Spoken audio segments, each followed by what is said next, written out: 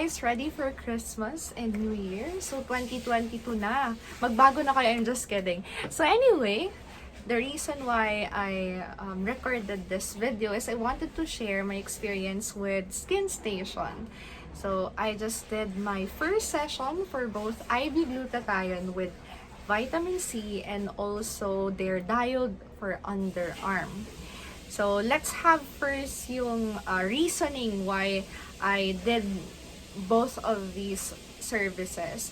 So the first one with IV glutathione with vitamin C, di naman talaga ako ganun kaitima. Maputi talaga ako since childhood. The reason why I wanted to have that, kasi parang hindi pa ako satisfied with my current skin tone. And actually, I just graduated a few years ago, so parang feeling ko kaka-commute, etc. Feeling ko bitim ako during that time. So I wanted to renew yung glow na meron ako before. So now that I've been working for quite some time, of course, nakaipon na tayo for that. And so I was able to avail the whole 15 session, I believe that's 15 session, package for the IV glutathione with vitamin C. Yan. And mamaya na yung sa diode underarm. So for the IV glutathione with vitamin C, hindi lang naman whitening. Para sa whitening yung glutathione. Actually, according kay Doktora, when I talked to her yesterday, whitening is just a side effect of glutathione. Ang talagang use niya is for your body, yan, detoxing. And I was also able to do my research. And according sa Google, ang ating best friend since college or high school, na si glutathione, it's actually used by cancer patients after undergoing their chemotherapy. So, hindi talaga siya for whitening. It's just a very good side effects ni glutathione. So, yun, nakausap ko si Doctor. As I mentioned, may 15 sessions nga. You could go from 1 dose up to 3 dose every week. So, sinabi niya sa akin, bumalik na lang ako ulit next week for my next dose.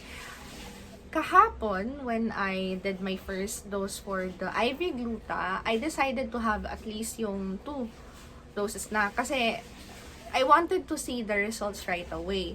And although I've checked a lot of YouTube videos prior to going and having this service done, hindi ako nakakita ng defined experience on how many should we take and ano yung mga changes with their body. So I decided that I wanted to record this video so I could share that also with you.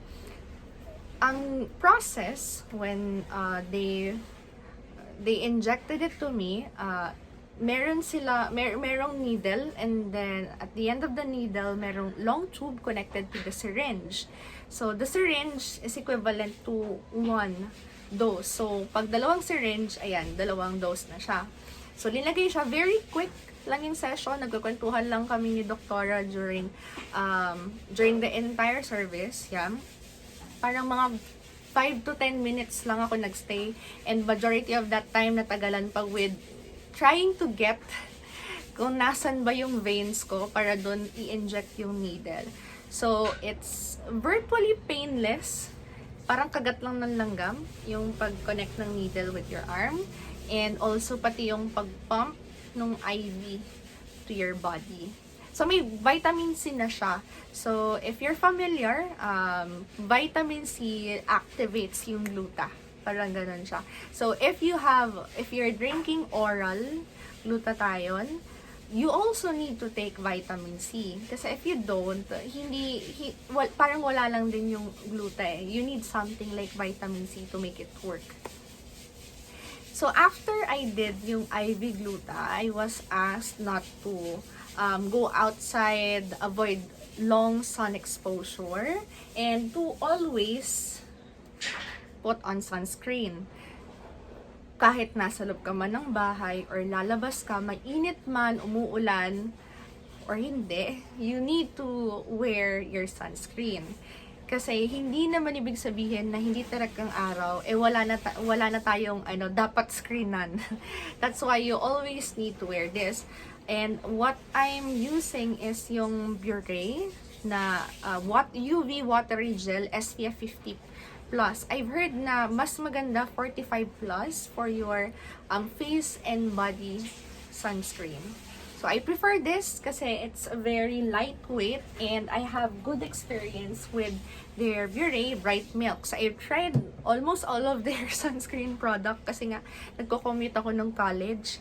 So na-try ko na yung white variant and this is my favorite one kasi it makes my face a little bit pinkish. Pero this is more on the face kasi.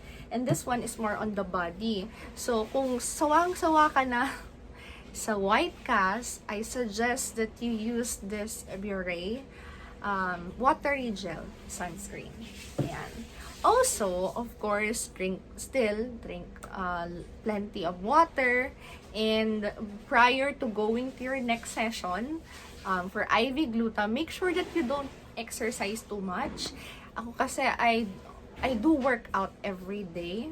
I spend about 5 to 10 minutes working out. So, buti na lang that time, it was a 3 p.m. schedule. Therefore, hindi ko pa naman workout time nun. Kasi, it's either I do it 10 a.m. in the morning or I do it really, really late in the evening para, I can just cool down and then take a deep breath, inom ng tubig before I finally sleep. So yan nga, don't do that kasi mas mabilis mag-bulge yung vein after and may pamamanggang mangyayari. So avoid doing workouts prior to your IV gluta. So gawin mo na lang yun after. And sabi rin naman nila, side effect din ni gluta is magkakaroon ka ng extra energy. So it would be good for you. You might be able to do more reps by that time. Okay, so once again, do not forget to drink vitamin C, drink water, use your sunscreen, avoid long sun exposure. Kung meron ka mang biyahe, let's say you would like to go hiking, you would like to go jogging, ayun, baka hindi mo makuha yung full potential ni IV gluta if you do that. So, hindi naman ako masyadong palalabas. So, that's okay with me. Pero I will still wear sunscreen kahit nasa loob ng bahay. Okay, so now that we're done with the IV gluta, let's now go with the UA, the diode for underarms. So, ano nga ba si diode? It's also a laser treatment. So, the reason why I opted for diode underarm, kasi hair removal siya, not really whitening. But, you can use yung whitening products after undergoing yung session. Or actually, during the entirety of your journey dun sa diode underarm. Kasi kung inuna mo yung pagpaputi, saka yung hair removal, imagine you will still be plucking, you will still be shaving, and of course, iitim siya. So, walang kwenta yung pag-whitening mo. And so, I opted first with the hair removal. So, as I mentioned, laser siya. So, why did I opt pala with doing yung diode for underarm? So, hindi ako palalapas, as I mentioned earlier. So, hindi ako mahilig mag-beach, etc., etc. Pero during times na kailangan kong mag-sando or mag-bikini, I don't feel that confident with my underarm. Hindi dahil sa chicken skin, I just feel like it's a little bit darkened and medyo makapal kasi yung tubo ng buhok dito sa underarm ko. So, sabi ko, I will undergo siguro yung diode underarm sometime in the future. And ayun nga, kahapon yung first try ko, first session ko with it. So, prior to the session, it is advised that you don't do any shaving or plucking at least 1 week. Yan. Ako naman, mga 3 days before the session, nag-shave ako. Pero since mabilis nga yung tubo ng hair, well, sinabi ko naman honestly, and we still went with the session. Pero please, for your best experience, just do it 1 week prior na lang yung shaving. So, during the actual session, what they will do, they will make you wear yung parang gown nila, yung lavender gown nila, na parang tube dress. And kung I suggest din na kapag pupunta kayo doon, wear a sando instead para hindi siya hassle. kapag nandun na kayo sa actual procedure. So, they will make you lie down dun sa kanilang table, and then brief lang kayo konti regarding the prices and of course, regarding the products that they also offer na you could use in conjunction with the procedure. So, syempre, si ate, knowing it's the nature of her job, so syempre, ang dami niyong in-offer sa akin, pero may isang goal tayo. And we don't want to go over budget. So, yun. Of course, I just left her and then we proceeded with the session. So, magkaiba ang price. Hindi naman magkaiba, pero sa website nila nakalagay doon 1,500 yung Diode underarm. Well, actually, 1,500 for just one underarm, armpit. So, ibig sabihin, 3,000 yung dalawa. Pero, if you use their package, makakamura kayo ng gusto. Lalabas na 500 pesos na lang each. As far as I know, 500 pesos na lang each. So, binili ko na yung package kasi I know that I will be benefiting from it. And first experience ko pa lang, I was able to see the results right away. So, what they will do during the procedure, papataas nila yung both underarm ninyo. Yan, yung arms. Yan, papataas nila lang ganyan. And then, they will apply yung cooling gel. So, literal na cooling gel siya. Paglagay dyan, hindi ko alam, medyo may prickly sensation. Medyo may parang tusok-tusok ng needle siya. And makapal yung gel. They will cover the entirety of your armpit. Yan. So, after they do that for one armpit, they won't do the other yet. They will be preparing yung laser na gamit nila. Since I was already wearing my glasses during that time, kahapon, hindi na nila ako pinasuot ng goggles. So, ayan. Direction na. So, ang gagawin nila is they will be putting yung equipment, yung the laser wand, over the cooling gel, and then you will feel, and of course you will see visibly yung laser, pero I suggest don't look at it, mabubulag kayo. Maliwanag kasi talaga siya. So they will be putting it, they will be swiping it around dun sa cooling gel. So habang tumatagal, you will feel that the prickly sensation from the cooling gel will be turned into a prickly sensation dahil sa init. So, when you feel a little bit of pain, then that's a good indication that the roots of your hairs sa may armpit, umaangat na siya. Yun ang sabi. So, once you feel that, medyo pag painful na talaga, then you need to tell it kay ate you feel some pain. So, they will stop for a bit and they will add additional cooling gel. So, after quite some time, pag talagang hindi na talaga kaya, you're done with the armpit.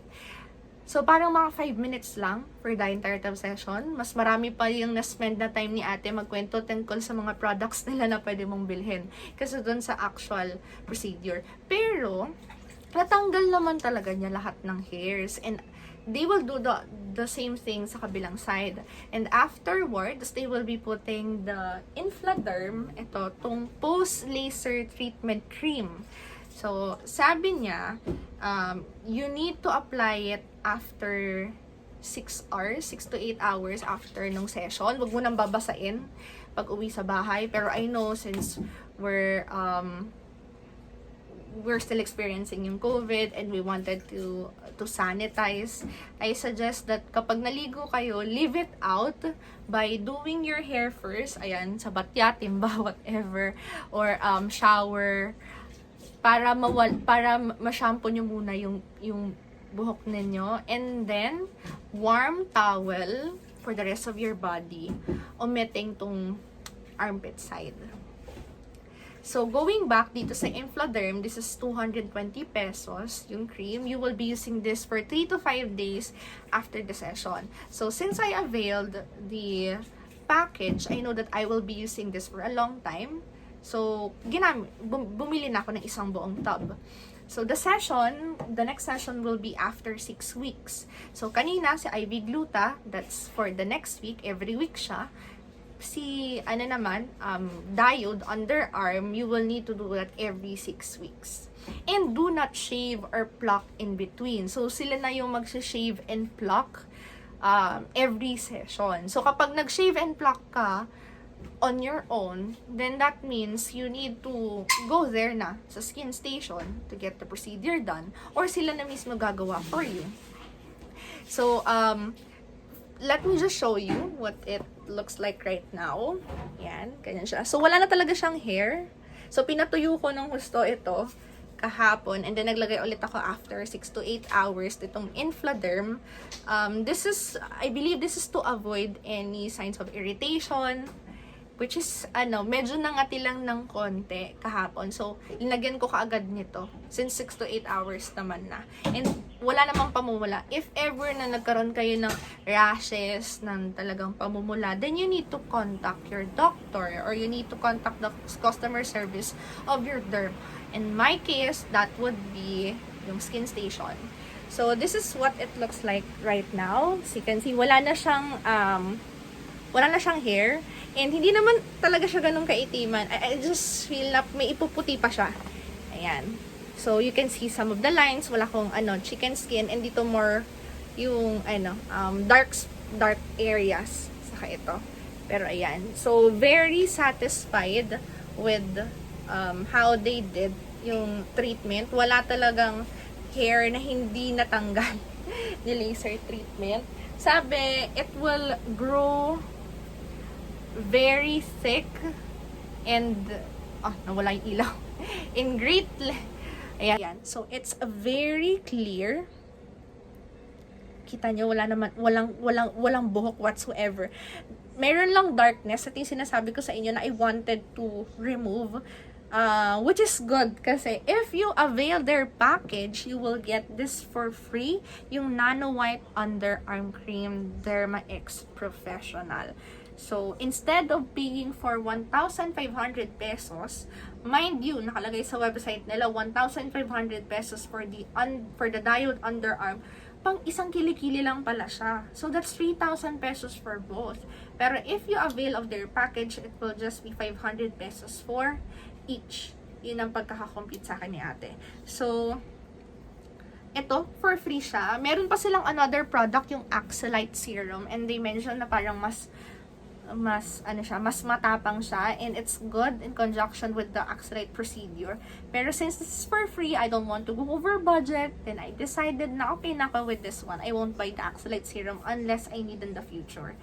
So, si Nano White Underarm Cream, you will need to use after 3 to 5 days of the laser treatment. Ayan. So, after the session, on top of this, you also need to take note that you shouldn't wet your underarm for 6 to 8 hours.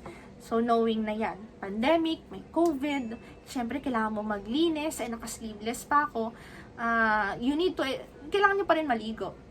So, what I suggest, kumuha kayo ng, if you are using shower head, then you can use the shower head lang, then timba, ganyan, or tabo, yan. And then, yung unahin nyo muna yung buhok ninyo, sabunin nyo, shampoohin nyo, ganito, ganyan, and then sabay nyo na yung mukha. Being careful not to wet the underarm area. And then, for the rest of your body, I suggest a warm cloth. Yan, lagyan nyo ng konting sabon, and then balawan nyo na lang ulit. Yan. Para hindi nyo talaga mabasa yung underarm. Kasi sabi ni ate, since kakatapos silang sa laser treatment, it is very susceptible to bacteria, ganyan, and baka pumasok yung tubig, magkaroon kayo ng malalang chicken skin. So, wala akong chicken skin, and I don't want to experience that. Therefore, yun, inalagaan ko talagang hindi siya mabasa. So, that is my suggestion for you. Once you're done with the session, at least, wash the rest of your body, and be careful not to wet it. So, use cloth. So, yan. Ulitin ko lang ulit. So, huwag maliligo. The second one is to use this for 3 to 5 days. The Infladerm, and then you can use yung Nano White Underarm Cream. This is not a deodorant. This is a treatment cream. So, if you plan on using deodorants, then yes, you can use it din naman. Pero, I suggest that you use organic ones. Kasi yung mga nabibili nyo sa drugstore, to be honest, yun yung dahilan kung ba't umitim siya. Hindi ko na sabihin yung mga brands, pero I suggest that you opt for Human Nature or yung mga mga natural tawas na makikita mo sa healthy option. Mas safe pa yon kaysa yung nabibili mo sa drugstore. Okay? So, dalawa yung binili kong session, packages. The first one is yung IV Gluta and itong si Diode underarm. If you ask me if I'm satisfied, even if it's just my first dose or first session, yes. Very welcoming sa SkinStation. They're very nice and they will prioritize you. But of course, I suggest that you book your appointments through their customer service prior to going there. I don't suggest mga walk-ins kasi maraming tao. Sobrang daming tao, at least dun sa clinic na pinuntahan ko, pero I'm very thankful for them because they still prioritize me despite that. So I will be going back to them after 1 week for my for my third and fourth, technically kasi first and second kahapon, third and fourth na injection for gluta. Yan, that's 1 week. And then after 6 weeks, I will be going back to them for my Diode underarm. If you availed for the package and you feel na masyadong malayo, you wanted to opt for a place very near your working area, then you can go to any branch. Just make sure that you book it ahead of time, ask the customer service, and of course, ask kung anong oras si Doktora available. As I mentioned, yung gluta, IV gluta, si Doktora ang maglalagay. Okay? Hindi yung mga nurses natin doon sa clinics. Yung mga ate doon sa clinics. Ayan. Okay, so guys, if you have any questions, please type it through the comments. I will be answering it for the next couple of days, and I will be posting my other videos with other topics. So marami akong pwedeng i-review dito. Ito, tulad nito. Dami kong mga pinagbibiling anek-anek from clinic, and I love it a lot. Sa totoo lang, ito lang yung mga ginagamit ko lately, and very effective. Masela ng aking acne journey, and I could tell you na sobrang dami talaga niyan, and I've tried almost everything, pero I will be able to share with you all of my experiences. So I hope that you like this video and subscribe so you can watch the rest of my video, and of course part 2 for this IV gluta and for this Diode underarm. One last thing I forgot, pag kumuha ka ng elite card ng SkinStation, they will be giving you this for free, si retinol C deep wrinkle moisturizing therapy. Maraming good benefits si retinol, texture wise, the color, yung dark spots. Yeah, not necessarily yung mga deep scarring. You need to go under medical procedure for that. Pero for free, okay siya. I just used this yesterday. And yung mga bumps, wala na siya. So, I used this in conjunction with this other product, itong Clinique.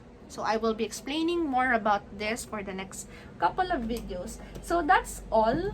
So, let me know if you have any questions down below. Once again, like and subscribe. And thank you for watching this video. So, ulitin, thank you and enjoy the holiday season. Bye!